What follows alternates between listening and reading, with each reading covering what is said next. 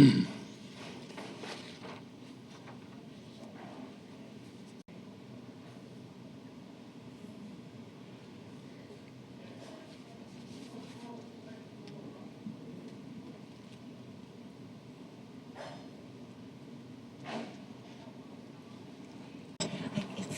good morning. We'll call the Pennington County Commission meeting for June 17th, 2014 to order. We'll stand for a moment of silent reflection and the pledge led by Commissioner Davis.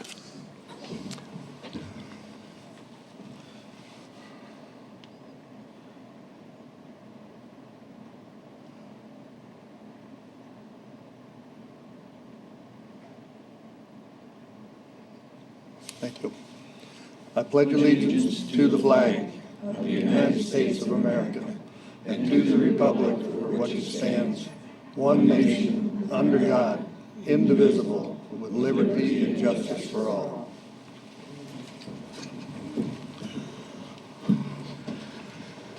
Thank you. The next item is to review and approve the agenda. And I would point out that item 14 has been removed from the agenda. Is there any other changes anyone wishes to make to the agenda? Did you want to do this one? I'll do it when she reads. If not, do we have a motion? I move to approve the agenda as presented. We have we have a motion and a second to approve the agenda as presented, and that's with item 14 pulled. Any discussion? Hearing none, those in favor of the motion say aye. Aye. Opposed? Motion carried. Next item is the consent agenda. Holly? Good morning, Commissioners. Holly Hennies, Commission Office Manager. For public notice, the Board of Commissioners uses a consent agenda to act on non-controversial and routine items quickly. The consent agenda is acted upon by one motion and vote of the Board. Items may be removed from the consent agenda and placed on the regular agenda at the request of a board member or a citizen. Today, the consent agenda contains the following items. Number 5 is approval of the minutes from the regular meeting of June 6, 2014. Number 6 is the approval of the vouchers in the amount of $3,690,863.29. Number 7 is approval of the 50/50 raffle for Rochford Days as submitted by the Rochford Volunteer Fire Department. Number 8 is to reappoint Sig Savinix and Barb Landers to a second 3-year term on the Planning and Zoning Commission. Number 9 is to approve the appointment of Tom Wilsey as the Pennington County Highway Superintendent for a 2-year term.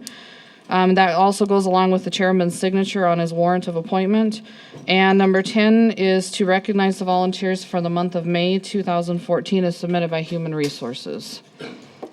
Does anyone wish any of the items on the consent agenda removed? Mr. Chairman, Yes. I would like to remove 6 and 8. Items 6 and 8 have been requested to be removed from the consent agenda. Any others? If not, do we have a motion? So moved, Mr. Chair, with the removal of 6 and 8 from the consent agenda. Second. Motion and a second. Any further discussion? Hearing none, those in favor of the motion say aye. Aye. Opposed? Motion carried. On 6, you had mentioned something about in the vouchers, there is the merit pay for, KJ, can you explain that? Good morning, KJ Peterson, Chief Deputy Auditor. In about early May, I sent out, as I do routinely with the January, July schedule that we have for merit raises, the request to the department heads to submit their merit raises, and included in that the information procedurally, what we do in January and July, about 6 weeks prior to that deadline, is request that the department heads submit their merits, given the schedule of when we want them back. That allows time for us to audit them in accordance with the county wage policy that allows for only one merit in a 12-month period. And one step. In 2014, that one step was kind of a variable because we were working our way back out of that B step. So some employees, some of the new hires in 2013 actually went from 1 to 3, whereas a large majority of the employees were on a B step and were probably, as an example, just going from 2 to 3, which was that 1%. We went through and audited them, and there are no exceptions. If there are exceptions, we always put that on as an agenda item. If there are not exceptions, we submit them for the recording of the minutes and the approval of the chair's signature, stating in the letter that they have been audited, are in compliance with policy, and have been budgeted for in the departments. That was my question. These are for the July merit increases that are budgeted for already in 2014 budget. Exactly. So we're not talking about next year or anything. Okay, thank you. I'll make a motion to approve number 6, the vouchers. Is there a second? Motion and a second to approve item 6, the approval of the vouchers. Is there any further discussion? Hearing none, those in favor of the motion say aye. Aye. Opposed? Motion carried. Item 8. Number 8, the reappointment to 3-year term in the Planning and Zoning Commission. With the vote last night, the City Council, I would make a motion that we put this out, delay this, and ask for applications for those 2 positions. Do we have a second? Second.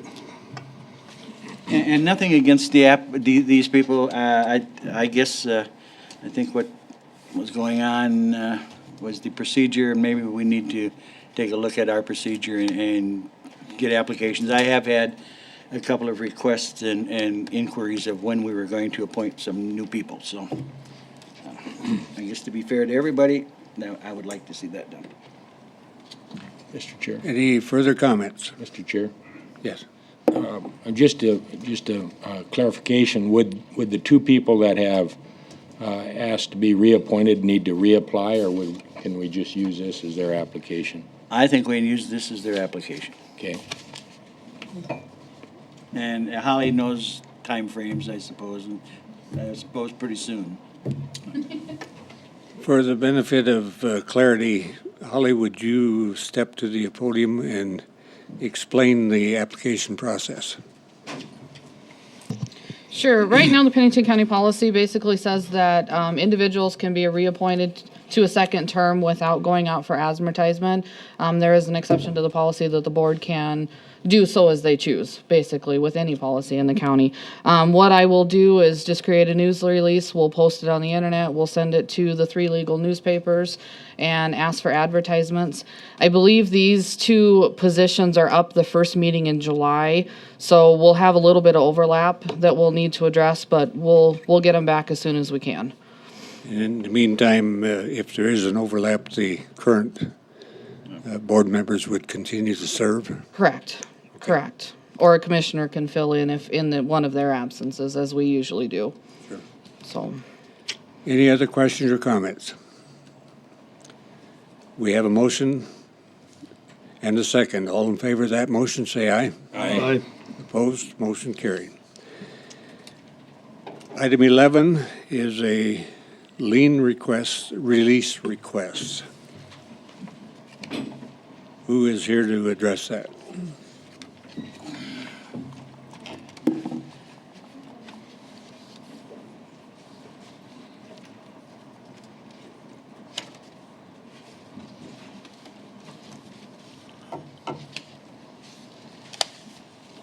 Okay, proceed. My name is Carrie Klukas, and I'm here to ask that this lien be released. I was just recently made aware of this in going through my credit report. The amount is like $1,164, I believe. 24. It was for the, I guess what you guys call poor liens. I was a little misled. Some of these were when I was about 17 years old, was into a first home or apartments and was having some issues getting some of those bills paid. I was not, I can honestly say back then I was not aware that I was supposed to pay them back. And then now it's coming up on my credit report. And my money, I don't know if you guys have a copy of the worksheet, but all of my money is really allocated. I'm a licensed social worker in the state, so recently, on my own, because of advocating for advocating for clients, I've been aware that you are supposed to pay those back. In probably the last 4 or 5 months is when this all kind of came to light, that it's been there. I didn't know I could do this. I didn't know I could ask for it to be released until I've been communicating with people about it. Yes. Sure. You've seen the list of the charges. I have. Do you dispute any of those as not being yours, or? Well, there is one on there, and I was in a relationship with my kids' dad for many years, and this address is his grandmother's address, and they have been known to, in the past, to use my name for a lot of different things.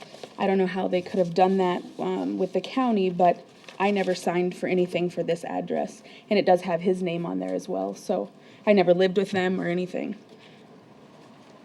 That'd be the only one. Which one is that? 4344L, I believe is how you guys are.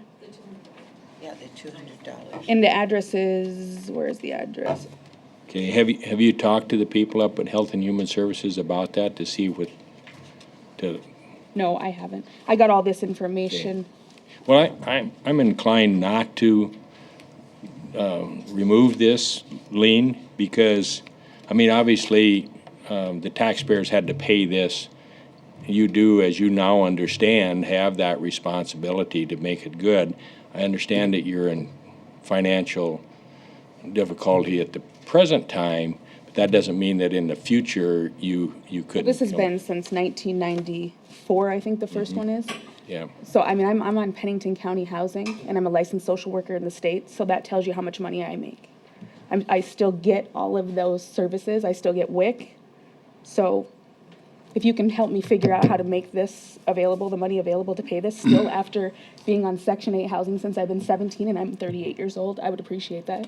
Well, I would hope that maybe you'll be able to improve your lifestyle in the future. What's that? I would hope that you would probably be able to improve your lifestyle in the future and get off of Section 8 housing. Oh, I'm definitely improving my life. I'm definitely improving my life. I went from being, you can see that I don't need this support anymore. Mm-hmm. And so, but I'm still on I mean, you know how much money we make in the state of South Dakota? You work for the state? I work for the federal government. For the federal government? Yeah. And I have a $40,000 salary, and I still can't afford to pay on my own.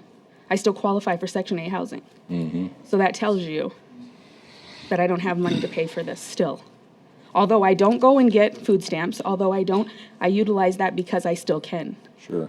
That's it. I went to school, I got a bachelor's degree in social work. I went to beauty school. I also am a CNA, or was a CNA over the years. So I have a greater lifestyle than I did when I was 17 and do not utilize these poor liens anymore. Sure. But it doesn't mean that I can pay them still. I filed bankruptcy in 2011. I don't get any child support. The state of South Dakota provides, so you're all listening, provides full SSI benefits to my children's father for a drug-induced coma, brain injury, whatever you want to call it, heart attack over and over, and he gets full disability, but my kids get no child support. Never have. Not one check that I got from the state of South Dakota. So do you want to make a decision, Don Holloway? So, can I maybe ask this? Have you, this has come to light kind of because they've started collection procedures? Okay. And what we've asked in the past is that even a $25 a month payment, That's fine. those you guys kind wanna of do. small payments, we're willing to try and work that way. I'm in the process of improving my lifestyle, so. definitely are. Because of my partner's ability to support my kids from another man, I'm able to buy a home. So this has come up in trying to get the title. So I have been aware of this, and just within the even filing bankruptcy, this never came up in 2011, so this has just come up. And so I do want to take care of it. Is there a way that I could get some letter that shows that I will make those $25 a month payments? I'll figure it out. But I need to move on and better improve the lifestyle, whatever you had to say. So Karen, would that be if it came back from, It's not at collection, actually, because of the bank. okay. But if I was told in a little bit of my research, and you can correct me if I'm wrong, that when I apply for a title and my name's on there, that this will come back up. These things have been haunting me my whole life, and I'm trying to get past them. That's a Jane question, as far as, we've made motions before, I believe, We can make a motion and we can give you a copy of the minutes that indicate that motion, and we are then probably bound by that for a while anyway. Yeah. So that might help you if you get a copy, a certified copy of the minutes from the auditor's office. And you want to make that motion? Sure. I make a motion that we accept a payment of $25 a month to remove the lien and I'm sorry, I didn't mean to interrupt. This $200 one that doesn't appear to be that, I was mine? going to just add to it. And that we investigate as a county the $200. Because we need to find that out. I'll second that. We have a motion and a second. Any further discussion? If not, those in favor of the motion say aye. Aye. Opposed? Motion carried. You're to be commended for you. what you're doing. Okay, the next item is the Bureau of Land Management update, item 12.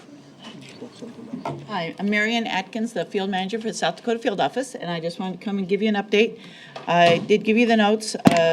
In Pennington County, there's over 16,000 acres of BLM administered lands with over 82,000 acres of BLM administered minerals within the county. Just some background there. We've been working on our resource management plan, our land use plan, for many years, since 2007. The draft came out last summer. We got over 49 comment letters with 393 comments on that. We responded to those. We're still dealing with the sage grouse issue, but we are hoping to get our final plan out this fall. I've jumped over I will be retiring in mid-July. Oh, So- lucky you. So that's a biggie. The announcement for my position is out. Hopefully that position will be filled by the 1st of October at the latest. And there is also an interest announcement out for detail, so someone will be coming in. Hopefully we'll be able to overlap for at least a week or so, but somebody will be coming in as an acting field manager until the final decision is made. Okay, back to the land use plan. The sage grouse strategy, that's one of the biggest things that we've had to deal with is because BLM overall has 50% of sagebrush habitat in the west, so therefore BLM is pretty involved in the sage grouse issue.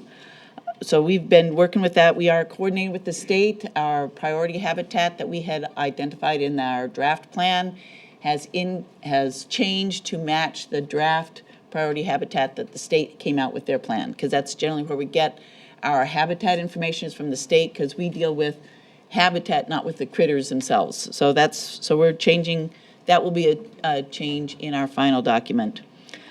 Generally, the things that are in the land use plan are the oil and gas stipulations that are out there, any concerns we have with rights-of-ways or renewable energy, such as, and we would call them either avoidance or exclusion areas for those. The Black Hills Army Depot, which is around Edgemont, that's one of those things that we've made some decisions on what some of the actions down there would be. Also, travel management, that would come after the record of decision for our resource management plan. We've identified 3 major areas for travel management: the center of the nation area, which is the majority of BLM lands north of Belle Fourche, and that's generally because of the sage grouse habitat. The exemption area around Leiden Deadwood and the Fort Meade area. The rest of South Dakota would be managed in another travel management area. The next three bullets are generally about Fort Meade, but Fort Meade's kind of close to Pennington County, so I'll just kind of go quickly through that. We are working on doing some improvements for handicap accessibility, both at the campground and planning on a trail around the reservoir. That probably won't happen for another year or two. We are doing some changes to mountain bike routes based on erosion. Some of it is on Centennial Trail, some of it is on other routes. And then we will also be working on a travel management for that area. We do have campground hosts there. We're involved with a couple of kids fishing events, both at Belfouche Reservoir and up in Harding County. The National Guard is using Fort Meade for their officer training school again. We do have some fuels treatments at our stewardship just finished up, and another one will be starting next fall. The stewardship allows us to use the receipts from the timber sales to get other work done, mainly to reduce the small ponderosa pines so we don't have a good fuel loading there. We are doing maintenance on the Horse Soldier Road. It's still our backcountry byway, but we are going with the new county name of Horse Soldier Road. Bug trees, that's one of those things we were working on both around Lead and Deadwood as well as at Fort Meade. We did some cut and chunking. We've done some timber sales to try to get rid of that. We do have a contract that will be starting in September to identify more bug trees and then do some cut and chunking in October, November. So we're hoping to get that done. There's several activities on Fort Meade that will be going on and, have, it's kind of a start to, it starts on Fort Meade and then goes on through the Black Hills. So that kind of goes on many counties there. The Atlas storm in October did affect us as much as they did a lot of other places. Closed the backcountry byway and the campground for quite a while. We were able to get the backcountry byway opened by the 1st of November. The campground, we kept it closed for quite a bit longer. It is open now, but there's still trees coming down because now that it's starting to leaf out. So we're working on that. We do have some and a contract out to help go out beyond the campground a bit and clean out some of those hardwoods. We did work with ranchers on the removal of the livestock carcasses. We did not have any burial pits on BLM, but the timing of removal of those carcasses was pretty lax. Community assistance, that's a big part of our fuels program. That gives money to both Meade County, Lawrence County, City of Leeds, City of Deadwood, Rapid City Fire Department, and the Great Plains Fire Council. Some of those dollars did go for the Veterans Program. Meade County, City of Lead, and the Rapid City Fire Department have that Veterans Program. It's been a great thing for us. It's there's other places in BLM where they're hiring their own veterans crew, but we really like the having the communities do that because that really adds to community involvement. On the back side of the page, rangeland health assessment or land health assessment we are doing in various locations. There are 2 places in Pennington County, which is mostly in that northeast section where we have the majority of our lands. What we do there is we look at the soil, rills, vegetation growing out there, wildlife habitat, streams, all those things to look at the health of the land. You guys may be interested at the Fort Meade grazing leases. We do bid those out every 3 years. They came back at $53 and $50 an AUM for the 2, which is quite a bit more than the $1.35 that BLM normally charge. We do a lot more work up there, for the permittee than what we do on the other parts of BLM. For weed treatments, our weed treatment coordinator retired, so we've kind of moved those duties to a different person. We do have 2 seasonal employees and a lot of county agreements going on, so we are still actively looking at weeds. Prairie dogs, we've been approached again for treatment of prairie dogs down around Edgemont in Custer County, and we did treat in 2011. Generally, it's supposed to last 5 years, and it didn't. So we're looking at what could we do differently to make that last a little longer, because to keep throwing money down the prairie dog hole isn't really a good idea either. New building. We're still looking at a new building. We've been looking since 2007. The General Services Administration is the ones we have to go through, and they are going through some transition, and we've just been fighting it. So at this point, we have 2 office buildings and then a warehouse that's separated from everything, and then Ware down in Fort Meade. So we're kind of all over the place, but we're still looking. We are involved with the NRC Power Tech Uranium Mining in Fall River and Custer County. We have not yet done our record of decision, but that will be coming out shortly. We don't have a realty specialist at this time, but we are getting some realty help from another office in Montana, which is a good deal because this year we've really had an increase in the amount of rights-of-ways that have come in. One of the things that's kind of interesting is Wind Cave, when they expanded, there were 42 40-acre parcels of BLM that were involved in that. And it said in the legislature, DOI will do this, and we just didn't pay attention, and all of a sudden it's like, oh, we need to do this. So the Park Service and the BLM are working to get that completed. The Keystone Express Pipeline, we only have an access route, so whenever that gets approved, there's no BLM decision in South Dakota to make on that because they carefully went all around BLM. GCC Dakota Cement, they're looking at starting back up again on getting that conveyor belt going down there. They still do have limestone up here, but they do want to make sure that they have that access route down there. So that's one of those things that we'll be starting up this summer. Wind towers, there's some wind monitoring towers in Butte County. They start off all on BLM land, but they've been talking to the landowners, and they've kind of been progressing off. So I don't know whether we will be able to produce any wind energy on BLM lands. But we started so they did the monitoring. They had real good luck with that, and the landowners are pretty excited about it. So that's a good thing to be able to share that. Our law enforcement ranger did go to school and got not a companion dog, another BLM employee, I guess, but Hondo is a dog, so he's been helping out with the state patrol, with the county sheriffs, with the Forest Service, and able to do lots of different things. So are there anything that you guys have had questions come up about, or you have questions on this sheet about? I do have one. You mentioned that you are contracting to mark the bug trees. Do you contract with the local counties, or are you contracting? We put it out for bid, Okay. and it's a local logging company, I think, that ended up getting that bid, Okay, but it was local. okay. That's all I want. Any other questions or comments? Thank you for your information, and good luck in your retirement. Yes, Thank you very enjoy. much. I'm looking forward to it. I bet you are. Thank you, Mary. All right, Thank you. goodbye. Thank you. Okay, the next item is item 13, items from the auditor. Item A, tax deed auction, and we do have Todd McPherson here We do as a have resource in case Vicki we get Wolf. into the discussion. Vicki Wolf from our office is also here, who is the primary person who works with the treasurer's office in putting the list together. You have the list in front of you. It's 12 pages long. The request for the motion would be to declare the properties as surplus property for the purpose of placing them for auction, which we have scheduled at 10 a.m. on July 23rd. The board can elect to set minimums on any or all of the pieces of property.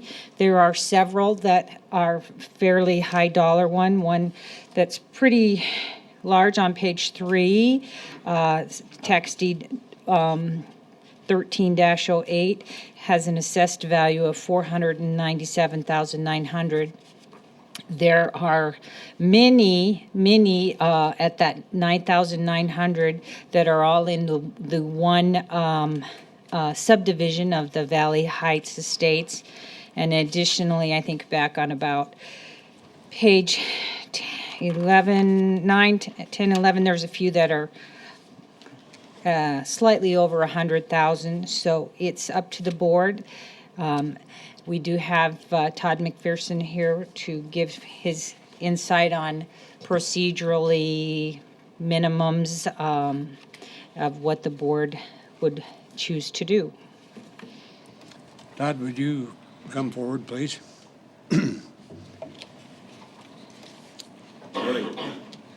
Todd McPherson, McPherson Auction Company. Did everybody survive the storm last night again? Yeah. Suppose we'll have that again tonight. I hope not. Todd, one of the things that, as you know, you're in the marketing business, and in terms of your past experience with tax deed auctions and the so-called real world on the other side, do you have any perspective on this that might have some bearing on our decision to set minimum prices? I don't know in the past. In fact, I don't recall of us having any reserves or minimums on tax deeds, have we? Okay. I don't think there's been many. Obviously, if we take the ones that have very small value, the small sliver that's on a development that never got into someone's yard or wasn't taken over by a homeowners association, they're going to sell accordingly if there's interest. This is probably, and I think I'm right with this is probably the largest tax deed auction that we've ever been involved with Pennington County, with the sheer number of properties, plus then the importance of some of these properties too, and the one that you're referring to out in the Valley View. in Fountain Springs, the $490,000 property, 13 plus acres that's out there. It's in 3 different pieces, and it's a little different scenario with that. They're not contiguous. There's a sliver on the south side. There's a sliver on the north side that joins to the interstate, and then there's the biggest piece there that's right kind of in the heart or in the center of that development. And you know, that one's of interest to a lot of people in town because of it coming into a tax deed situation. That's unusual to have a commercial property of that importance or of that magnitude in a tax deed setting. How it got there, I don't know, and nor is that part of our conversation today. But should we set a reserve on that? I'll certainly leave that up to you. I would recommend not, because it does have a tendency, a reserve does have a tendency to chill people's interest in a property. Knowing that in a tax deed situation, there can be outstanding liens that are part of that property. There are things that can hinder someone from going forward and using that property, whether residential or commercial. A quiet title action, it would be very prudent on that one, as well as it would be on any of the other residential or buildable lots that we've got in town. And so it's not a clean transaction in that you can't just take that tax deed and immediately put the backhoe in the ground and go to work. We need to make sure that there's some cleanliness to those properties so that they know that they've got a clear title to pass on to whoever they either sell it to or finance with, or whatever their future plans would be for those lots. So out of the complete mix of what we have in this year's tax deed offering, that is the one out in Fountain Springs that maybe should have some attention given to it. But again, I would caution you or ask that you, if we're going to put a reserve on it, let's keep it where that arrears tax amount, and somewhere around 80,000. The buyer's insight, the buyer's mindset when they come into those is if they know that they're going to do some work on that, they're going to do their due diligence and really study that property and understand what that property is or what it can be.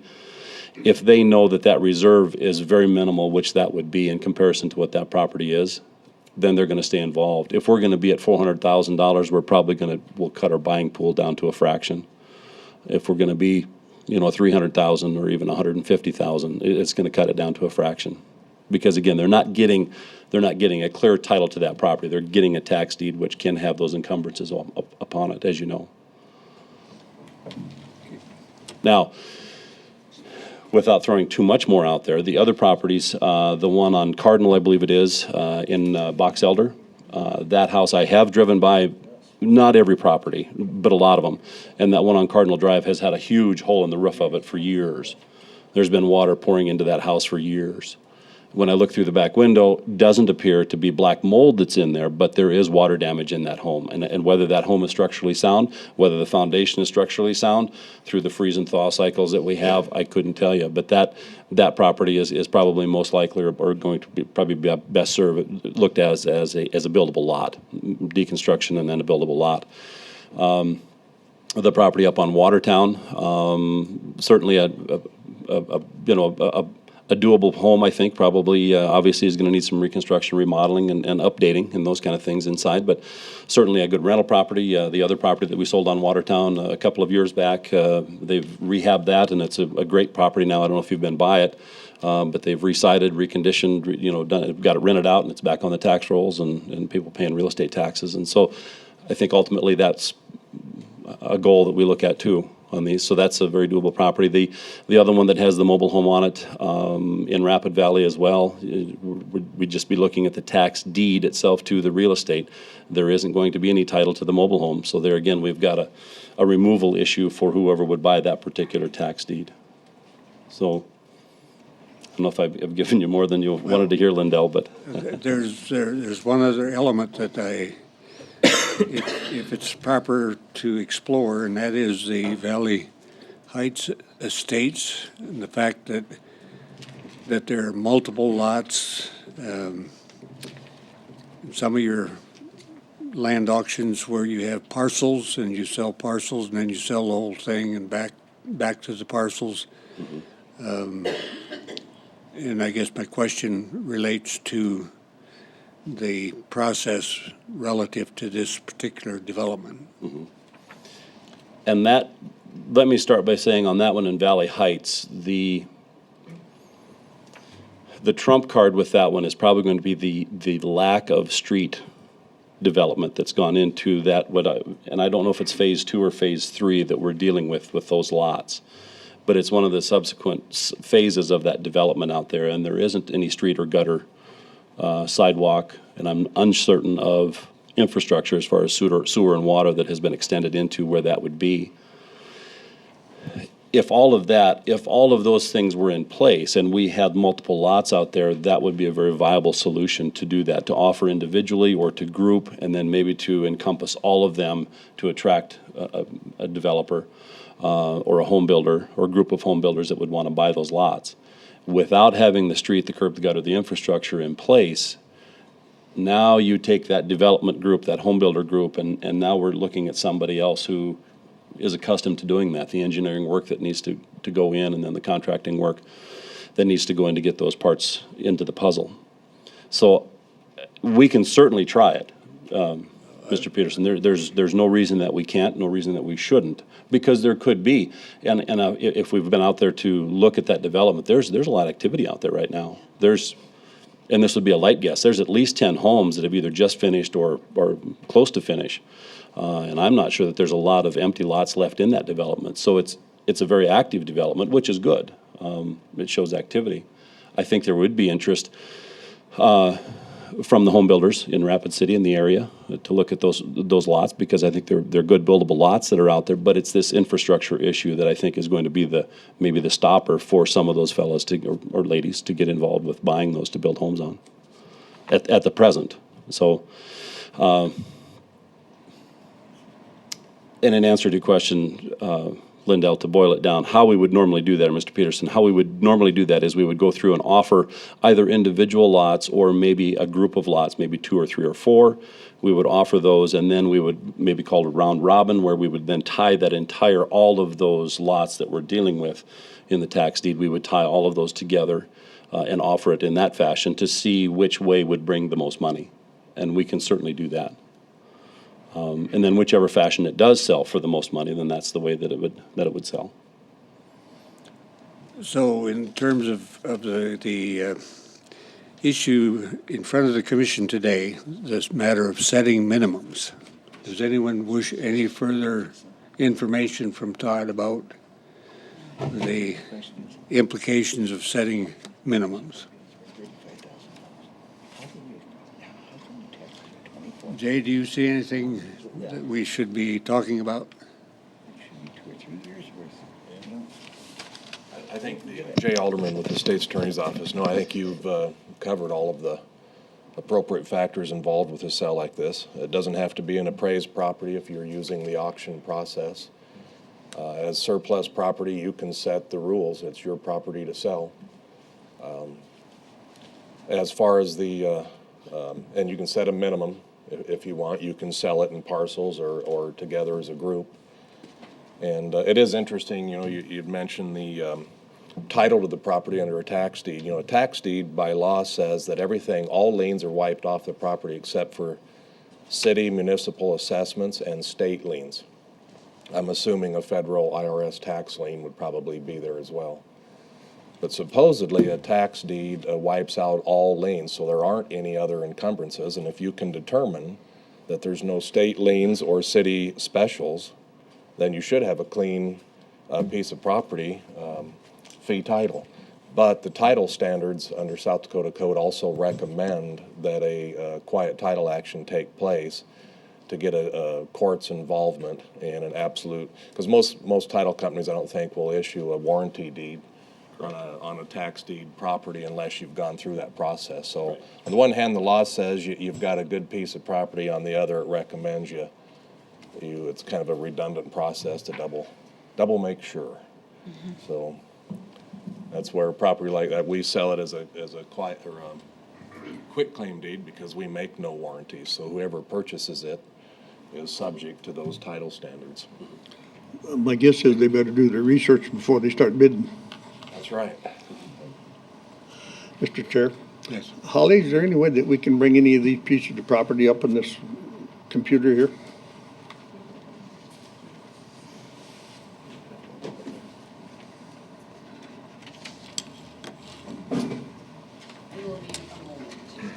Sure. Appreciate your being here, Todd. Oh, sure, you bet. Happy to be here. So, Mr. Chair? any questions? Yes. Mr. Chair, I'd have a question maybe for the auditor while they're trying to bring these up on the screen. We've got some properties here that have an assessed value of $55,000 and taxes due of $48,000, and one of them's $35,000 assessed value, $35,100, and the taxes are $35,400. How did they get so far behind on their taxes before this come up for a tax deed?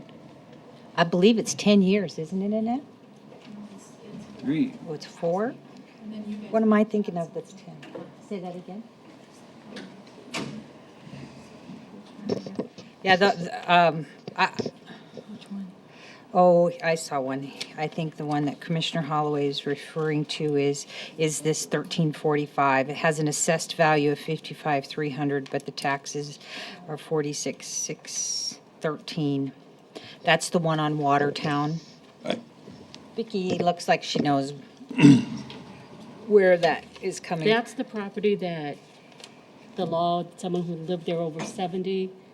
Oh, yes. Okay, so there's certain, Annette Brandt from the Treasurer's Office.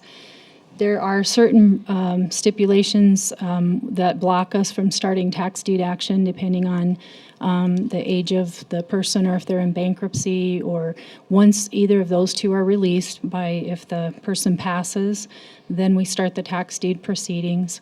In some cases, you still would need to wait the 3 years, which is what the tax deed procedures are now. So she is right, that is one that they're Close to 10 years. yeah, it's several years that are on there, and we were always blocked from being able to start it because the owner was over 70. That's probably the same thing on the Albert Lane ones. There's Yes. a couple there on Albert Lane. Yes. All right, thank you. Then I have a question too, Mr. Yes. So there's a piece of property that has $4,000 worth of taxes on it, and we sell it at the sale for $10,000. Who gets the other 6? We get it, or does that get a portion to the schools and cities in the same proportion? Okay.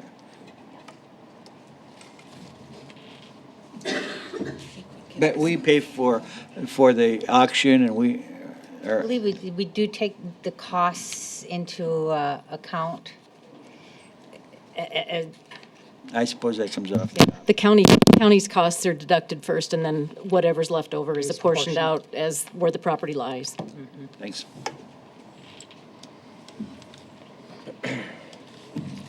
Well, it'd be hard to set the minimums for what the taxes are due when some of these have more taxes due than what their assessed value is.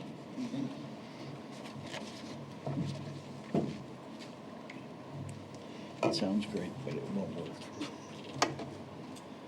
Go ahead. Mr. Holloway, I guess the only property that I'm aware of in this year's offering would be the one in Fountain Springs. Yeah. That would my have a honest- realistic Yeah. target figure. Okay. Not that the others won't. I mean, Sure. we all saw it when we sold the 40 up at west of Deerfield, you know? That worked out. It was uncomfortable when we were going through it, but it worked out well, you know? Ended up with another 1,000 an acre out of that property, so. So on that Fountain Springs one, would you propose to sell that in pieces and then maybe as a group, or?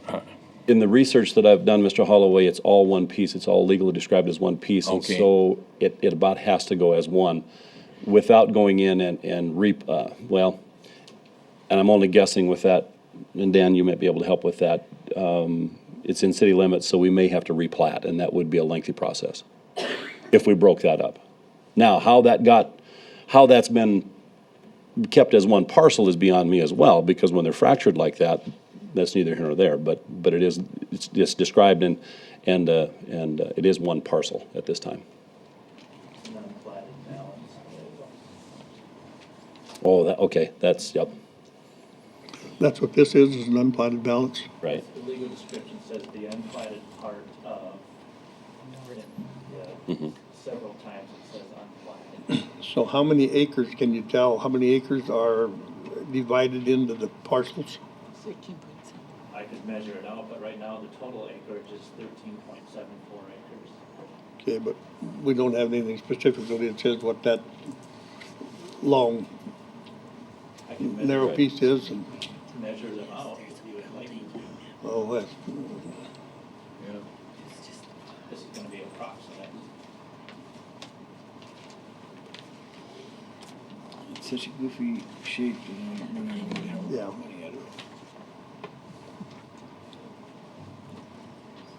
The one down below, that lower one might be worth something, but that other one is that mess. Looks to me like that one up on the upper left is probably 8 acres or something like that, Close to so, an acre right here.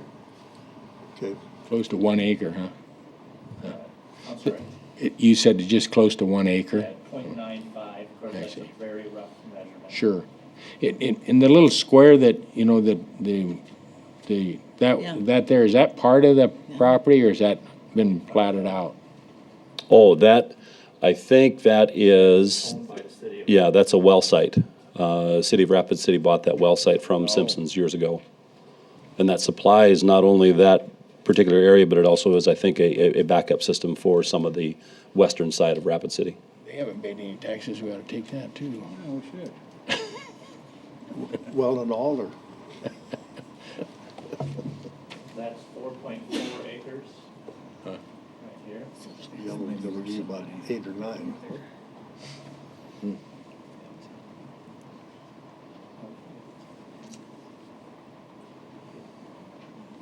So the rest would be about 9 acres.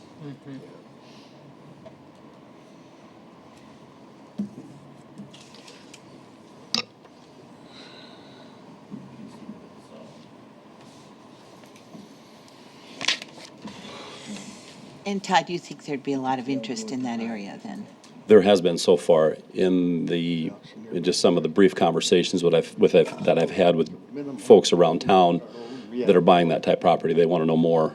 So is the indication that they would buy the whole piece, or they would like parcels of it? So far, they've been most interested in all of it. All of it, okay.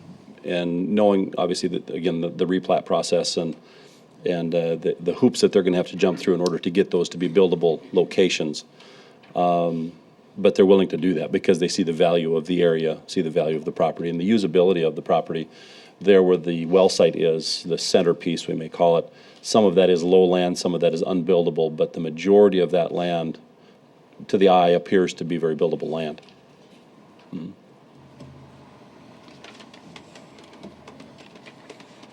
Any other questions or comments? So, Todd, would you have a recommendation on what we should set as a minimum on that particular property? I don't know that I would put it really much any over what the back taxes are. Okay. If you were looking for a round figure, if they're 89, if we were looking for a 90,000 just for an easy figure, certainly, but again, and this is what's going to help drive interest to the property, and the competitive nature of the auction process is where it's going to whatever the value of that land is the day of the auction is what it's going to do. And that's the nature of the auction, that competitive process. Mr. Chair, Yes. maybe I'm wrong in my assumption, but I would think that if we set minimums on this that did sell, then we're gonna have to start all over again with the process and sell one or two pieces, parcels off by itself. We're gonna have to re-advertise them, pay that fees. I'm not sure that it's really worth the effort to set a minimum on them. I mean, if the auction doesn't set the minimum, well, I think what I guess I'm trying to say is we're trying to get them back on the tax roll, so whatever we can do to get them back on the tax roll is. I would agree with you, Mr. Davis, and that's, I think, proven pretty historically with what we've been able to do, not only as a county and as the auditor's office, but when we do sell the tax deeds and the people that understand that process and are willing to get in, put their toe in the water with that. We get those properties back on the tax rolls, and that Watertown property would be a great example. It sat there for years, dilapidated, and it looks nice now. It's a good property and looks good on the street and paying real estate taxes and doing what it's supposed to do. So. Well, if we get too low of a bid, we can always say no sale. I mean, you know, I think Ms. Troutman, I think in today's market, I don't think that we're going to have that issue. Now, there is no guarantee that it rained last night, but today's market is not what it was in 07, 08, 09. Yeah. There's a lot of activity out there, and there is commercial activity, not as prevalent as the residential side, but there is commercial activity, and that development is new enough, fresh enough, and there's enough new construction going on in that area to where it's, and of course, you've got the interstate visibility. So I don't think, I really honestly don't think that we're going to have an issue in getting a fair market price for a tax deed. Again, keep that in mind. We're selling a tax deed. And so there is those potential pitfalls with it too.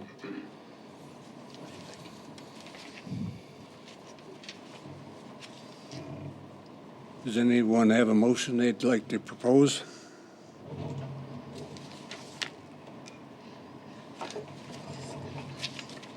Mr. Chair, Yes.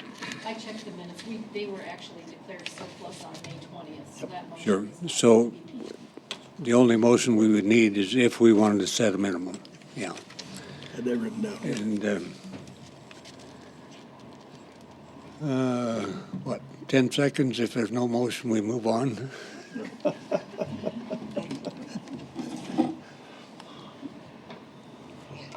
I'm going to declare that there was no action on this item, and thank you very much, Todd and KJ, and all others who contributed to the insight. I do have a question for you concerning that then. Will this come back up then, or with this lack of motion, do we just proceed ahead? Is that, okay, all right. Go forward. Okay, right on. The best price you The most can. money you can. Yeah. Well, and we have begun the process on the Fountain Spring properties to do a more in-depth preliminary title report so that we do have a little more history for that property simply because of its importance. And so we want to be able to answer some of those questions for those potential buyers as they come up. So we've been working on it. And so thank you very much for your time. Appreciate it. Thank you. Item B. Item B is a renewal on a retail malt beverage on-off sale for Black Hills Speedway. Everything has been completed and applied for. Looks like everything's in order. Mr. Chair, to save a lot of conversation and so on and so forth, I make a motion to pass the malt beverage license renewal. second. We have a motion and a second. Would you like to say anything? Nope. I was here just in case. We're surprising you. Any comments or questions? As Mr. Busker used to say, what was it? Don't snatch defeat from the jaws of victory. Yeah. Okay, we have a motion and a second, and there's no other comments. All in favor of the motion, say aye. Aye. Opposed? Motion carried. Thank you. Thank you. Thank you. Okay, I thought I had him convinced earlier that the federal government froze all liquor licenses, but it didn't go. okay, and as we said earlier, item 14 has been removed, so we're on item 15.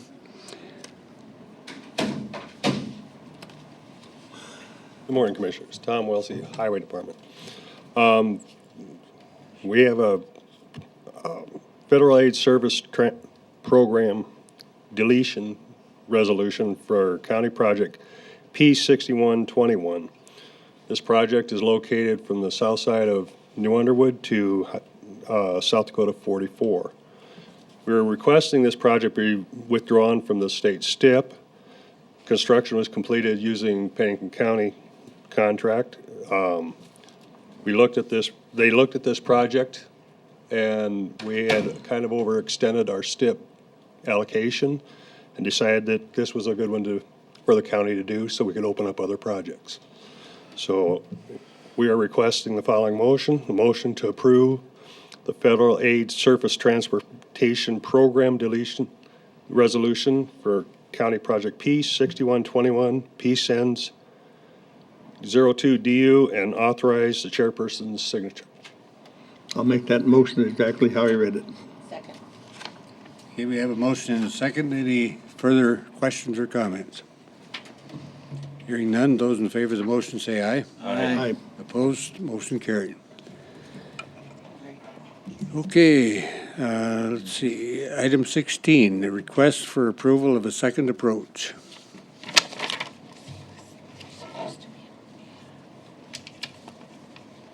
Rick Hewling. Good morning, ladies and gentlemen. I don't know if you remember my request for a building permit or not, but one of the conditions for that permit was to get a approach permit from the county. Due to the topography of the parcel I own, it's narrow and skinny, and I don't have any access to the back side of my property. The only access I have is off Westgate Road. I did talk with Mark with the Pennington County Highway Department, and it was his conclusion of mine that wasn't going to pose any danger to public safety or anything by having a second approach there. So I'm here this morning to ask your blessings in granting that second approach. Okay. Mark, do you have anything to add, Mark? Mr. Hewling? Yeah. I'm Mark with Pennington County Highway. We've talked on the phone, but we haven't met personally. As you know, Ordinance 14 limits approaches to residents for one per parcel. This makes the road safer for everyone. But in this case, I did go out and look at Mr. Hewling's property. Hepner Drive is a private drive with public right-of-way, but it is privately maintained. There are only 3 residents, I believe, to the west of where he proposes this approach. The rest of the road is a dead end at a residence, or it comes to a dead end at a residence. So safety or traffic numbers are not a big issue here. Sight distance is good in the location. I don't think the County Highway Department would have any issues with safety granting him another approach. The one thing I do see there's a cross culvert on Hepner Drive that has the outflow partially plugged. That should be opened up, and we had talked about this.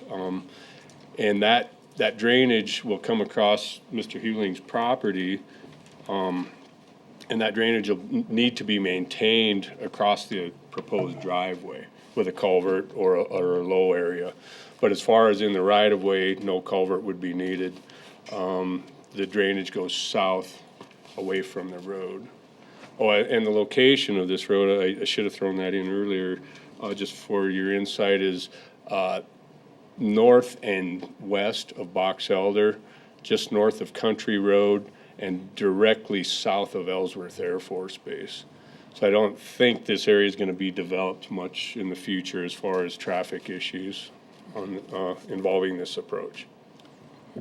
After last night's rainstorm, I'm going to be reevaluating how that drains, and I'm going to put a culvert in that approach because it needs to go back to the west through that drain and then drain around the west side of that building site there. So I am going to be putting a drain in that approach that I'm in the right-of-way. Yeah.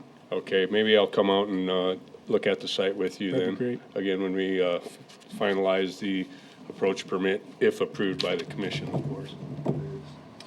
Mr. Chairman. Any questions or? I do. I have no problem with this at all, but because it is ordinance 14, is there provisions in that? Because I have no idea. How we can waive provisions of it? Heidi's shaking his hand, yes, and Holly is, yes, so I guess there's smarter people than me that have already checked into that, so never mind. Yeah, you have authority to waive any technicalities or issues with it and grant the second approach. It's just that we don't have authority as a highway department to do that. So when this request comes in, we bring them in front of the board to keep everything legal. Mr. Chair, I just asked Jay, and I'm not sure, and he wasn't either. Do we have to go through planning and zoning to get a variance from ordinance 14?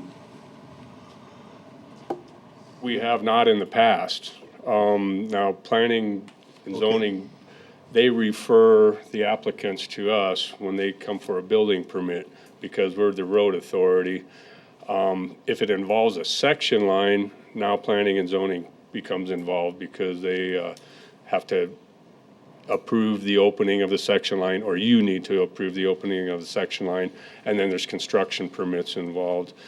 In the past, planning has not been involved in second approaches other than on section. Well, we don't want to start anything new. I'll make a motion to approve a second approach Second. off Hepner Drive. Motion and a second. Any further comments or discussion? Hearing none, those in favor of the motion say aye. Aye. Opposed, motion carried. Thank you. Item 17. No one's here? You're half an hour early. Oh, how about that? Holly, do you have the list of the people that I identified for the Hawthorne Ditch Committee? On my desk, yes, sir. At some point, I think we should share it with The commission? the commission, and I would point out that Tina Mullally is here, and she is one of the people in the valley who, you're either on the board or you're a candidate for the West Dakota board, and said she'd like to be on the committee to learn about some of the water issues in the valley. So Tina is one of them, and it might not hurt if we have time and don't violate any laws, if you would go get that and share it with us, Okay, please. you want to do it Mr. Chair. right now? Yes. Yes. While we're doing that, can we go on to item 18 and that EPA letter? And get some of them? Okay, if that's the wish of the board, since we have to wait till 10:30, we will jump to item 18, and Well, you were gone. and Holly will get that list so that we can complete that discussion. And then we will go on to item A, which is the approval of the letter to submit comments to the EPA. And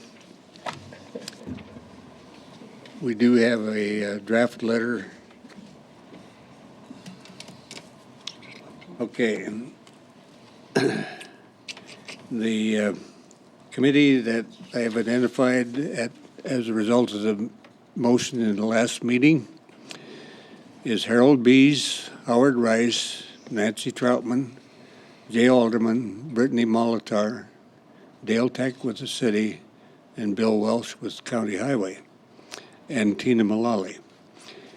Now, the mission of this task force is to identify current issues, develop operational strategies and alternatives, develop a future use plan, and to address potential regulatory impacts. Does anyone have anything else they would suggest adding to the mission? If not, we'll declare that official.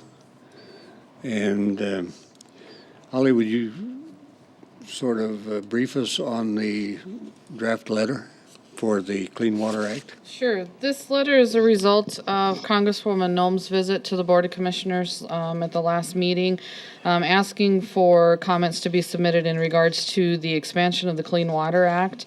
In listening to her and talking with County Highway as well as the Water Protection Coordinator for the county, this is the draft letter that we've put together and are proposing to the Board of Commissioners to submit to the EPA in regards to that expansion. For a summary, to basically sum it up, the feeling is to be opposed to it. The unknowns of what the additional costs would be to the county, we don't think there's any way that we can calculate that or really have a full understanding of the red tape that's going to go along with it. So this letter says that the Pennington County Board of Commissioners is in strong opposition to the expansion of the Clean Water Act as currently proposed. It's impractical for the federal government to regulate every ditch, pond, and puddle that may or may not have some tenuous connection to a body of water currently defined as navigable. It goes on to give a little bit of background about Pennington County, our residents, the impact that tourism and agriculture have on our county. And to sum it up, we do pretty good at handling our own county issues and don't need any more federal regulations, any additional federal regulations. Mr. Chair? Yes. I'd make a motion to affix your signature and send that to all parties concerned. I'll second it. We have a motion and a second. Any further discussion? I just want to thank everyone who spent time on it. It's very well written and very much to the point, and I really appreciate that. Thank you. Before we have a vote on it, I think when we had the discussion, I brought up to ask the county employees to also, at their choice, to sign a letter to send to them.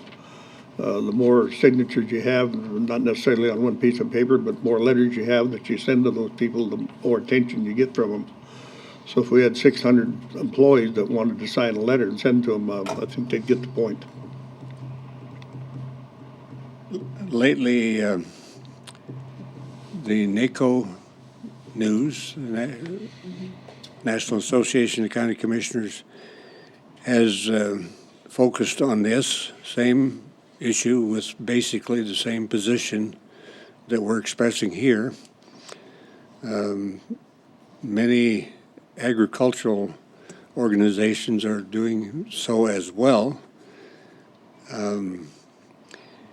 I discussed this issue at the Economic Development meeting at City Hall the other week or so ago, and was asked to send a copy of our letter to them so the city people could also respond. And we have a weed board meeting tomorrow, and an RC&D meeting, and a soil conservation district meeting. So if this could go to all of those folks. Yes, Weed and Pest Director Guffey has already contacted me and got a copy of it, and he's going to propose that to you as well tomorrow. Okay. And I think that would add on to what Commissioner Davis has suggested. Okay, we have a motion and a second. Any further comments? Could I just ask one question? Is the state county commission organization going to do anything that you're aware of? Ron? I'm not aware of it. We have a meeting, I think in July, when's the final date for this? I think the deadline is July 21st. I think I just read in the Tri-State News that the comment period has been extended. Okay, I hadn't received that And final confirmation. the I know they were specifics of that, asking for 90 you would need to days. follow up on it. See, but it has been. I'll bring that up at the next meeting and make sure that it's done. I'll send a copy of this to Chris and Bob as well. Good idea. Thanks. And how's the best way to get this out to the employees? Can we e-blast it, or what's the? We're getting a little bit more restricted on what we can send out on email to all employees, so I'll work with IT on what the appropriate avenue would be to get it noticed to all the employees. Any other questions or comments? We do have a motion and a second. All in favor of that motion, say aye. Aye. Opposed? Motion carried. Thank you. You think we should wait to go on to 19 or not? Oh, I will, I can find Denny. I'm sure he needs to be a part of that conversation as well. I would introduce to the commission Leona Clubb, who is the executive director of the Teton Coalition. Affordable housing is the mission of Teton, and the tax deed sale and some of the buildable lots is a matter of interest to Teton.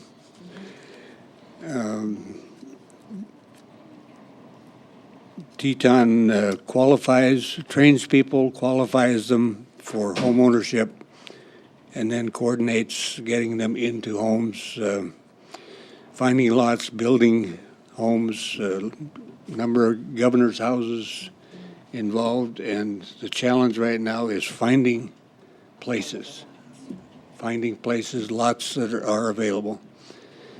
Do you have anything you'd like to say to us, Leona? Yes, we have a lot of disabled and elderly people that cannot go to these $35,000 and $40,000 lots. We have to stay within the 20 to 25, maybe even $28,000 lots. They are on fixed income. They're wanting a home because of maybe the apartment's not working out, or they've got medical problems that they need to be in a single setting where people can come in and help them. We have 14 families right now. Some of them have one family has 10 children, cannot find a house. They're paying almost $1,200 a month in rent for a 3-bedroom, which is not big enough. They have looked and looked. The rent is going up everywhere. And for our income in the Rapid City area, it's not feasible. They can't afford it. We have families that, we thought we had some land and it didn't work out. So we are asking the commissioners to consider some of these to be like a forgivable or even a lower income lot. We're not trying to take any from the home buyers. We're really home builders. We are just wanting a lot here and there that we could put our families on. We have been working with a group called Homeowners Collaboration with the Courage Foundation, and they have not come up with any solutions. There just isn't any lots out there for us.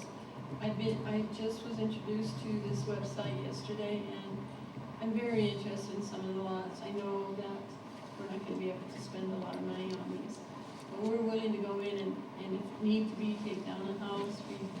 We work with the governor's house because they have a $14,900 loan, $900 loan that they don't have to pay on until they sell or refinance the house, or they pay the house off.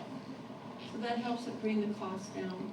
We also have some CDBG money that we could use toward purchase of these lots, which would also bring the cost down. Most of these families need to be down around the $60,000 house.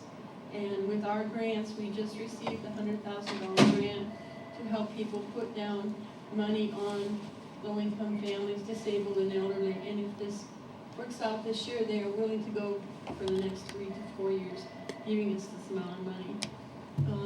If we prove to do that, we did a good job and we did what we said we were going to do, is help elderly and disabled, then they would increase it a little bit next year and a little bit more than next year. So we are really trying to help our families, but right now there's nothing out there. Even apartments they can't afford. A big complex in the valley just sold, I believe about 2 weeks ago, 3 weeks ago, and the rents went up $200. So that evicted a lot of people because they could not afford it. So I would just would appreciate any advice that we could get from the commissioners as to how we could purchase some lots and put these families there. Right now, the governor's house is 200 days out before we'll even get one. So we are looking, I drive by a lot of lots, but I didn't know how to find out. I do now what they're going for. But I know the one on Watertown. I tried to help the family save it. And the gentleman just doesn't make enough money to buy it. And I worked with the mom while she was alive, and she wanted us to have it, but we couldn't have purchased it at that time. So that view would be a dual house. We would be able to put a governor's house in beside it and fix the other one up and rent it or sell it. I mean, most of our payments are around between $300 and $400 a month for our families, and that's very doable for families that are fixed. And that's people on Social Security. That's people on. We can't get any help from Pennington County Housing, because these are people that own their house, and we just appreciate any help that commissioners can do to help us. Thank you. Thank you, Leona. I see the firefighting chief is here now, so we'll go to item 19, and we do have some drafts. So Denny and Jay, if you want to take the floor. Jay Alderman with the State's Attorney's Office. Denny and I have been fighting the good fight, for a few years. Yeah. And what we try to do here is kind of a pared down, simplistic approach to proposing something for legislation. There's two options that are in your packet. And make a long story short, as you know, cities, municipalities, have the authority to regulate both the use and sell or flat out prohibit the use and sale of fireworks any time of the year, regardless of the climatic conditions that we find ourselves in. Could be 2 feet of snow on July 4th, and they could prohibit fireworks. They have that kind of authority. Counties do not. It's been real clear in the history of our efforts, and as you well know, that there's probably few things that are held more sacred than the firing of fireworks off to celebrate our independence on July 4th. So what we have is a statutory framework that is going to allow fireworks somewhere. And as you also know, I'd given the opinion, and the Attorney General backed my opinion in an official opinion a year or two ago, that counties, to just make the point here, counties cannot prohibit the use of fireworks from, July 3rd, now through the Sunday immediately following the 4th of July. You absolutely cannot touch it. And so what we have before you is two proposals. The one would be to grant counties, option one in your packet, to grant counties the identical authority of municipalities. Of course, what that would mean is that the counties, regardless of the, when I say climatic condition, I'm referring to the National Grasslands Fire Index. Regardless of that, you could prohibit fireworks however you felt necessary. That would be the city's authority that they currently enjoy. Option two is kind of a compromise position where you would have the authority to regulate or prohibit fireworks throughout the entire season that they're authorized to be shot off, but it would be tied to that index. Which is an improvement over what you currently have, because currently your authority is tied to the index, but you have no authority regardless of the index during that time frame of July 3rd through the Sunday following the 4th. What I did on option two is rope that in. So depending on that index, you could in fact prohibit the use of fireworks for the entire season. Seems like a fair compromise because it brings some logic and common sense into it, in that if it's bad enough that the fire index is extreme, we probably shouldn't be doing it. And so that's kind of the impetus behind that, and the way to sell it to the legislature is that you still have some control, or I should say Mother Nature has some control here. If it's extreme, counties can prohibit it, just like cities. If it's not, you can still shoot your fireworks off out in the county. Compromise position. So two simple draft options, and I'm not sure that there's any other real options to pursue. In terms of this whole issue, I'm going to show my ignorance. Is there anything in the statute at the present time that addresses the responsibility of the user to function in a publicly friendly way? In other words, you can shoot them on your own property. You have liabilities. You have to clean up after yourself. Those kinds of things that put the performance of an individual citizen in the seat of responsibility. Is there anything in statute now, and would it be advisable to address it if it isn't?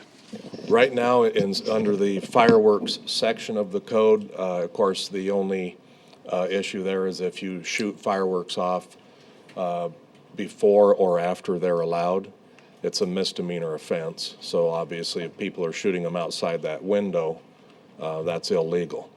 Outside of the county fireworks code, there's kind of the common sense codes that would apply. In other words, somebody could be cited for littering. If they're shooting off and they're leaving stuff lay all over, and you can, of course, law enforcement would have fairly difficult time proving that this bottle rocket came from that guy or this Roman candle from that person or whatever, but littering is already on the books. I suppose if the noise was loud enough, or you were impeding traffic, or you were using them in a very dangerous, threatening manner, that's a disorderly conduct. If you were shooting them off, which I've heard occasionally at somebody's house or someone's person, you could get into intentional damage of private property as a separate crime under the code. You could even probably, if you're chasing somebody around, that's a simple assault, maybe even aggravated assault. So there's a bunch of criminal codes that could apply to the most extreme circumstances, but I'm not aware of a specific statute that says you shall clean up after each use of fireworks. I'm not aware of that. Well, it's just an area of thought that somehow to effectively influence the behavior of people, and if they get carried away and doing damage. Mr. Chair, Yes. one of the things, and kind of it might be some of what you're talking about, but in District 2, we have that 1 mile, 3 mile limit, and it's when there are complaints about the fireworks, it can get to be a problem. Who has jurisdiction is particularly in the 1 mile. City. Yeah, but the city doesn't necessarily want to come, there's been some real issues in my district about that. And it's unfortunate because even though I want to see something happen, our reality is that we don't necessarily really have jurisdiction over where a big part of the problem is. And I would imagine, because I know the lady that called me called you this last week, and, she said she went somewhere for a 4th of July celebration and came back, and there were so many people in the street, and there was a mess out there, and it was in her yard, and she was just very concerned about even getting through so she could get to her house. And it's just in that 1 mile jurisdiction. And I just don't know. Maybe this is the first step, but to me, there's more to it, in that people should be responsible, and it's a little difficult for law enforcement to hold them responsible, even though there are those criminals. How do I say that? It's not impossible for them to do it, and if they choose to put that kind of enforcement in it, they could do it. And I know they have a lot of things on their plate. It's a mess on the 4th, yeah. But certainly those state charges are available. in that 1 mile. I mean, if they see people blocking the streets and blocking traffic, there's all the things that I just mentioned is available to them. Mr. Chair? Frankly, it's not an enforcement issue that's causing us the problem. The problem is we've got 60,000 people that live inside the city of Rapid City. Plus, we got the people that live in the fire protection zone in the Black Hills that want to buy fireworks and they want to shoot it off, and they don't have anywhere to do it. And so they run out to Rapid Valley, and there's a war out there for several days. I think that we should have option one. And one of the arguments that we should present to the legislature is we got a unique situation here. And if a county wants to continue to have it and it works well for them, option one allows them to say, yeah, you can have fireworks. But Pennington County's got a unique scenario going on with the Black Hills Fire Protection Zone, a major city sitting right next to it, and then the open land to the east. Those 60 or 70,000 people go out east, or a good portion of them. It seems like the whole group goes out there when you go out on a night of the 3rd or 4th. Law enforcement couldn't enforce it? Sure they could. But we've got so many people violating it that, you know, they would be going to, they couldn't put enough officers out there during that period of time. So I think option one is the option we should impose. Mr. Chairman, I agree, Commissioner Holloway, but I live west of the Gap, and I can tell you, not everybody goes to the valley to shoot fireworks. Yeah. And it looks like World War II over there on a few nights too. But a lot of them, you know, may think that they're actually obeying the law by getting out of town. Yeah, maybe it's World War II out there. Maybe it's one of the smaller wars in west part of town. The Denny Gordon County Fire, it's kind of unusual, I guess, that nobody complains that they can't discharge fireworks in the Black Hills Fire Protection District. They just accept it. Oh, can't do it. It's law. But you ask them about or try and push that anywhere else, and it really gets them upset. But they seem to understand that. And they, you know, in other states, of course, in a lot of states, fireworks are just totally banned, none whatsoever, other than public displays. So and we've been down to Pier a number of times. I've been down 30 years ago. We were down there. It's a long battle. And right now, the laws are so confusing because the county commissioners can ban fireworks from the 20th of June to the 2nd of July, but you can't even shoot them between the 20th and the 27th. So you can ban them when they're illegal to start with. You know, that doesn't make a lot of sense, and right there. So. And the other thing is the simple phrase, may prohibit the use or sale. There's a bunch of fireworks distributors in this state that won't like that one. Okay, we're approaching 10:30. We've had a good discussion on this. The legislature doesn't meet till January, so we got time to work on it. Well, I'd make a motion that we adopt option one as our proposed legislation, and then we can start talking to legislators. I'll second that, and we'll bring it to the Association of County Commissioners and put it on the agenda for the convention and go at it that way, and so we can get their support, and which we will get. We have a motion and a second. Any other comments? If not, those in favor of the motion say aye. Aye. Opposed, motion carried. Thank you. Thank you. Thank you both. Okay, we'll jump to, or step back to item 17, planning and zoning. Good morning, Dan Jennison, Pennington County Planning Director. Item 17 is the consent agenda. The Board of Commissioners uses a consent agenda to act on non-controversial and routine planning and zoning items quickly. The consent agenda is acted upon by one motion and vote of the board. Items may be removed from the consent agenda and placed on the regular agenda at the request of a board member or a citizen. The consent agenda for planning and zoning contains the following items. Item A is a second reading of rezoning 1401 and comprehensive plan amendment 1401 for William and Nancy Ewing, Davis Engineering, and approval is recommended. Item B is the plan unit development 0607 Black Hills Resorts, Inc., Cimarron Park, to be continued to August 5th. Item C is the first reading and public hearing of rezoned 1403 and comprehensive plan amendment 1403 for Lyle and Donna Hartshorn, and approval is recommended. Does anyone wish any of the items on the consent agenda removed? Mr. Chair, I'd like to remove item A. Any other requests? Item A is removed. So we have items B and C on the consent agenda. Do we have a motion? Make a motion to approve item B and C. Second. Motion and a second to approve items B and C on the consent agenda. All in favor of the motion, say aye. Aye. Opposed? Motion carried. Item A. Item A.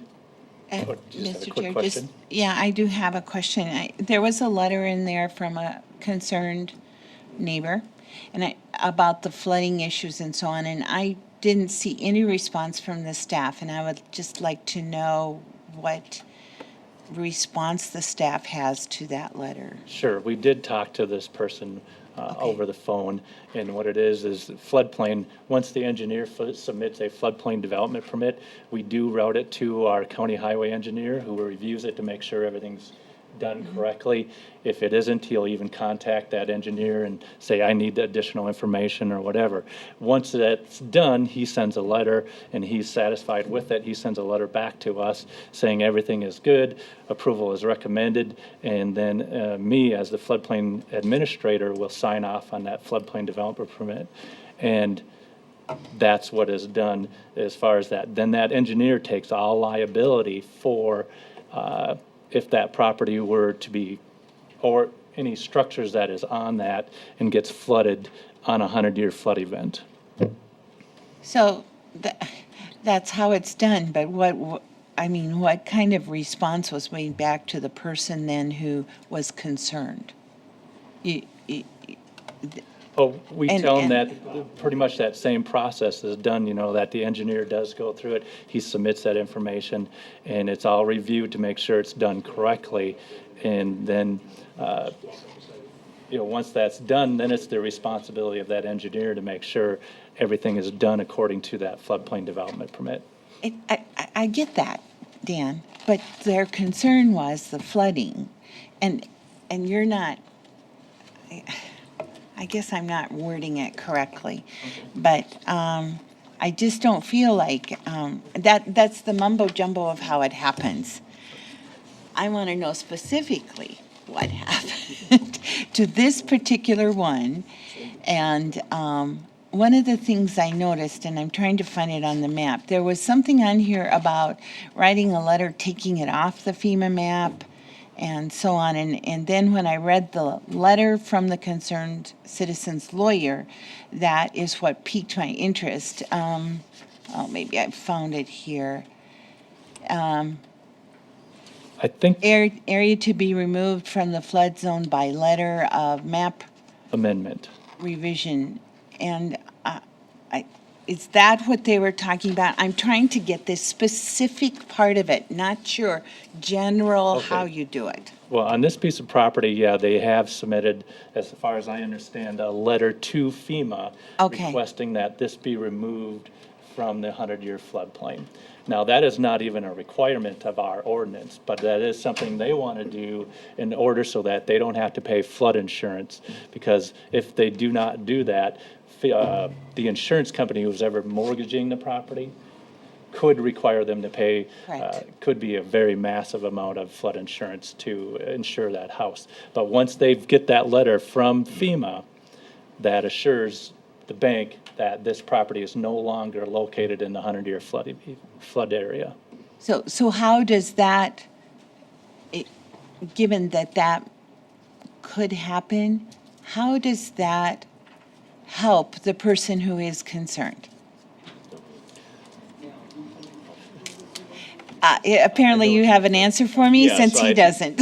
Well, I'm William Ewing. I'm the one Okay, that has the thanks. property. And when we started this, I came to Dan and just said, we want to do this everything exactly the right way. And this neighbor came down and, showed some concern. And I said, came down. They live up on top. Do you know where that bowl is, where this is? They live up on top of there. And on the letter, he sold and subdivided this property, his property, the same thing what we were doing, and to his daughter and son-in-law. And so the lawyer from Minnesota is just representing his son-in-law. On there it says they're concerned of if something would happen, back up or whatever like that. So I called the lawyer.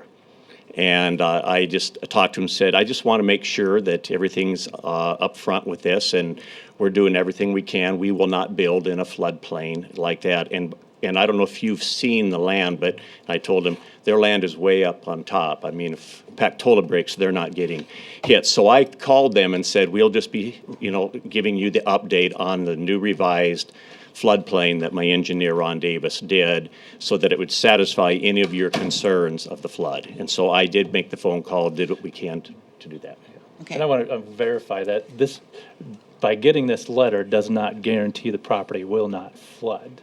It's just stating that they are above the 100-year flood event is what we regulate. We don't regulate anything above the 100-year flood event. So if it could be in a 500-year flood event and still get flooded, but they are meeting the requirements of our zoning ordinance. So there is no guarantee that the property will I'm not not flood. asking for that at all. I just felt that it was sufficient concern and there was nothing addressing a response to them or anything, and I guess I was looking for that. And that's there what has I'm been. hearing. Yeah, and there has So- been, so for that Okay. reason.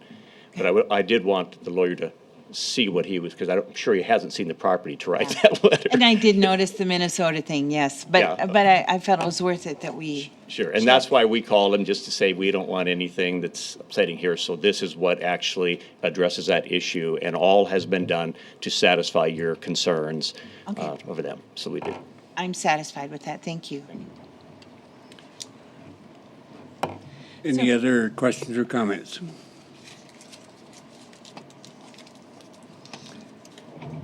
Do we have a motion? Mr. Chair, I'd make a motion to approve the second reading of rezone 14-01 and comprehensive plan amendment 14-01. Do we have a second? I'll second. Do we have a second? Any further discussion? Hearing none, those in favor of the motion say aye. Aye.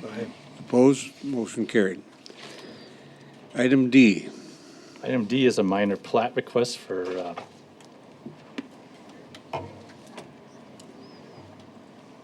Neil Tischetter and Fisk Land serving as agent to reconfigure lot lines to create lots 1 and 2 of Blackberry Development. Planning Commission recommended approval. Would you speak into the mic, please? You're mumbling. Are we on D? Yeah. We've done A, B, and C, so I think D is next. Oh, okay, there's a mistake in the heading of one of these, so that's why I was, in the memo, it's got Neil Tischetter, and it's not Neil Tischetter, it's Mark Larson, so I'm confused. I was just reading that, and it was a little confusing, but this is a minor plat, 1409 and subdivision regulation variance 1404 to create lots 1A and lot 1B of Van Voorn subdivision and to waive plating requirements.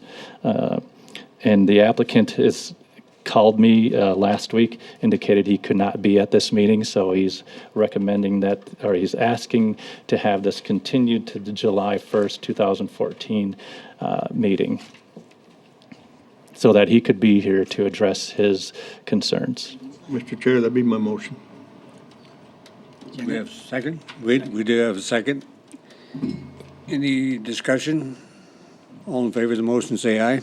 Aye. Opposed? Motion carried. Item E. Item E is a correction to a plat or just for lots 2R, 3R, and 4R of Block 2 of Evergreen Valley subdivision, Section 9. What it is in this property, they built some townhomes on these properties and then subdivided them after the townhomes were built. But when this gentleman came in to try and get a building permit, we noticed that there was on his site plan that he submitted, indicated that there was an encroachment of the structure into the minor drainage and utility easement, which we thought was kind of rather interesting because it was actually platted after the townhomes were built. You would have thought that would have been caught at the time they were platting it. So what we're asking is that we just do a resolution stating that the minor drainage and utility easement is not located in the area where the structure is actually located, which would bring this property into compliance. Typically, this is something a surveyor can do. However, this surveyor is no longer with us. They can just file an affidavit to the Register of Deeds. However, they're not with us anymore. So we kind of did this before with a section line relocation just about a month ago. So now I'm just asking to do this again so that this gentleman can get a building permit to add a deck onto this property and bring this property into compliance. How did they get a building permit to build what they built without it being platted? The townhomes are typically done that way. When there's a lot out there, they have like a conditional use permit. That's the way it is allowed today. Back in when this was done, I don't know if it required a conditional use permit, but they got a building permit to build these townhomes with the understanding that it was going to be subdivided after the properties are built so that they can survey the line right down the common wall between them in case they get it off just ever so slightly. And that's what is typically done. And then they plat it after it's built so that they get the property line exactly where they want it. And get all the setbacks and everything figured out? Yes. And that's part of the conditional use permit, is that they have a 0-foot setback between those joining lot lines. And you would have thought that this would have been caught, that they went to put the minor drainage utility easement in the location of those buildings because the minor drainage and utility easement is currently described as being around all property lines. And so to correct that, we're just asking for this resolution to take it away from where the structure actually crosses the property line. Is this townhome thing the only exception to the platting requirements?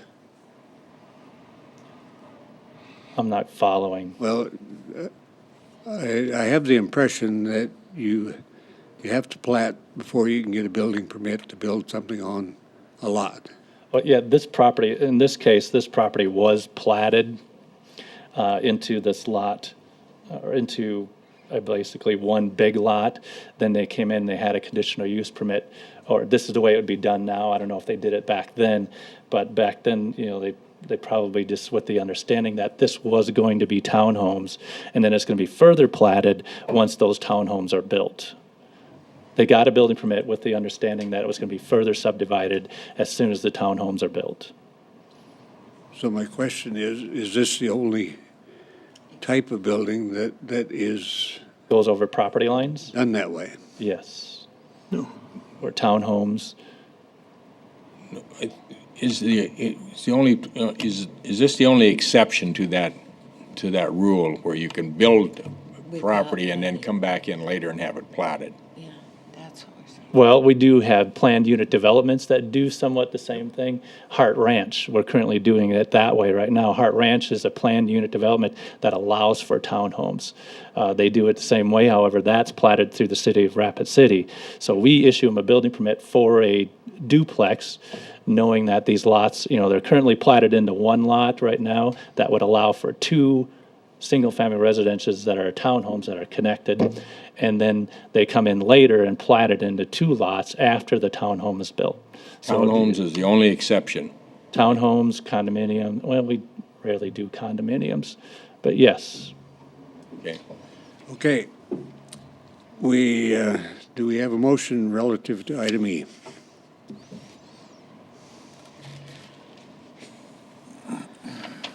Yeah, I'll make the motion to, whatever To sign the resolution. To sign the resolution, the correction resolution. Yes. Is there a second? Second. Motion and a second. Any further discussion? Hearing none, those in favor of the motion say aye. Aye. Aye. Opposed? Motion carried. Thank you. Thank you. Item 20, committee reports. We've done items 18 and 19, so. Do we have any committee reports, Commissioner Davis? The only thing we had is one change of command ceremony at the base last week. Also, I think I mentioned that the Air Force will have their Tops in Blue concert the 2nd of July at the Civic Center. That Tops in Blue concert is all Air Force personnel that appear in this throughout this concert, and it's a group that travels worldwide and puts on these programs. But it's open to the public at no charge. Okay. Commissioner Busker? I do not. Holloway? The only committee that I had since our last meeting was the Juvenile Services Center. I guess it's not a compact, but it's a, the counties that participate in that. The sheriff presented his proposed 2015 budget. There was some discussion about what the per diem rates were going to have to be. We're going to hear, the rest of you will all hear the same pitch when he presents his budget, I'm sure. Thank you. Mr. Troutman? Just a couple of things. The state has its annual presentation of what their plan is for using the STIP money, the federal highway money, and that is the 27th. Oh, yeah, I just lost it. I hate that when I can't remember the date for sure. Anyway, that is the end of July, and I can email it out to everyone, but I would recommend that we go. There's a lot of possibility of changes. I have concerns about how funding is going to work for us locally, because we get a great deal of our money from those STIP funds to keep our own highways and bridges in shape. So I think it's important that we go, and I'm also inviting the incoming commissioners. Let's see, it is, 25th? yeah. Oops, I keep missing it, sorry. Actually, I think it's the 28th. And then the other thing, just to let you know that we're gearing up for the egg taxation issue again that we went through last year. I'm